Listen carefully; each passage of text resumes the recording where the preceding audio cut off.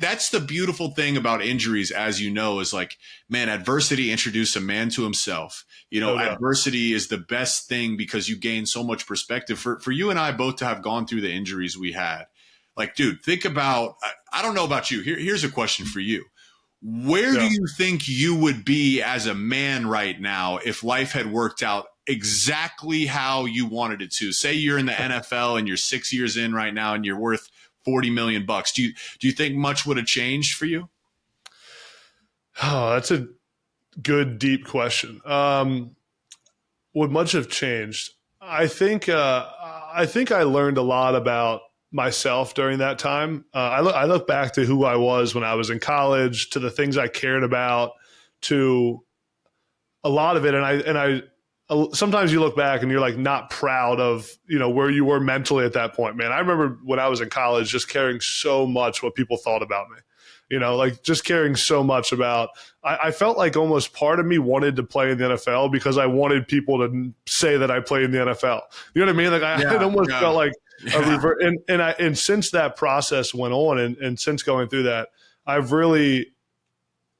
matured a lot because you go through that time. I mean, man, there was a time when like, I didn't even want to talk about football, right? Like I got out of football when I retired from football, I got into politics. Yeah. I wanted nothing to do with football.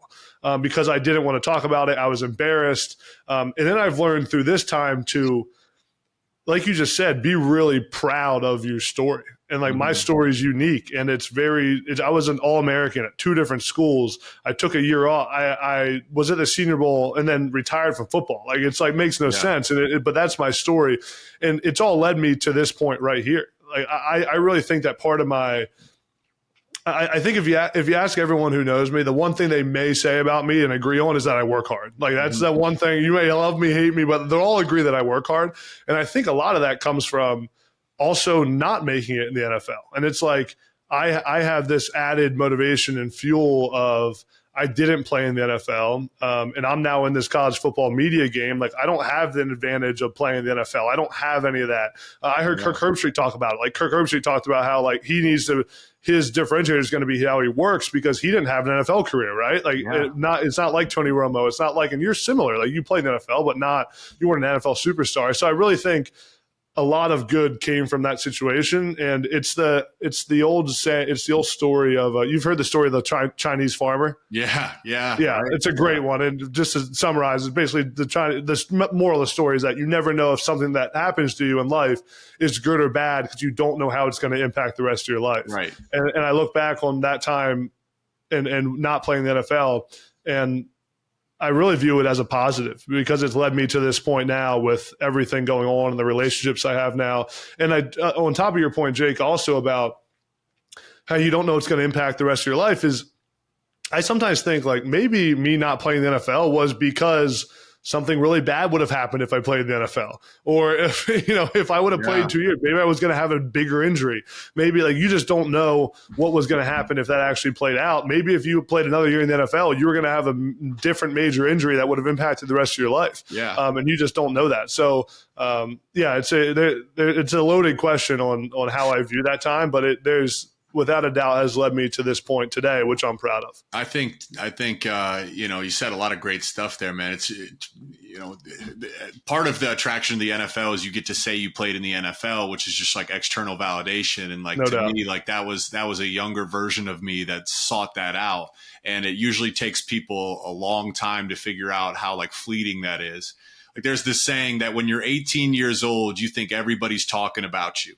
I love this. When you're 40, you say, well, I don't really give a shit what anyone's saying. And then when you're 60, you realize everyone was so consumed with themselves. No one was thinking about you anyways, So it takes some time. So through that adversity, you can kind of learn that it's an accelerated learning process. I sometimes think I'm like, man, the beautiful gifts of like being humbled by life is just like more precious than gold. And I'm not, money matters, and like I'll never discredit that. Like having a good career, I believe that plays a value. But like I do believe that there's principles that are more valuable than gold. That's one.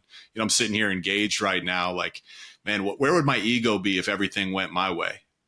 I don't think anyone would Yeah. be able to tell me shit, you know, but like, Yeah. thankfully it didn't. Thankfully I got to learn that lesson. Like, you know, where would I be? Eventually I was going to retire from football. How hard would that have been after 15 years to pivot? Would I have been able to pivot? Like, I got introduced to it a little bit early. So now I have my whole life ahead of me. It's just, it's funny how like that dance goes back and forth, and how like the Chinese farmer, in the moment an injury's bad. With time, you get the choice to say, oh, wait, I think it's actually good. It worked to my favor.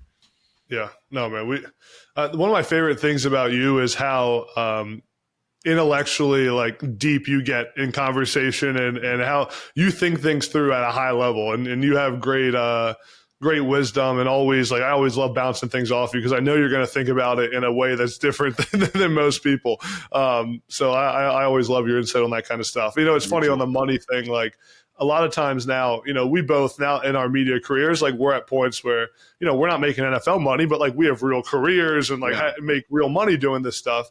And I always come back to, you know, like even the other day I was looking at a really nice apartment in Philadelphia where I live. And it was like really nice, like more than I'd ever spent in my life on an apartment, you know, great view of the city, balconies, like all this stuff. And I'm like sitting there and I'm like, man, I really want to live in a nice spot. Like that's what I want. And then I started thinking to myself, do I really want to live in a nice spot, or do I want other people to know I live in a nice spot?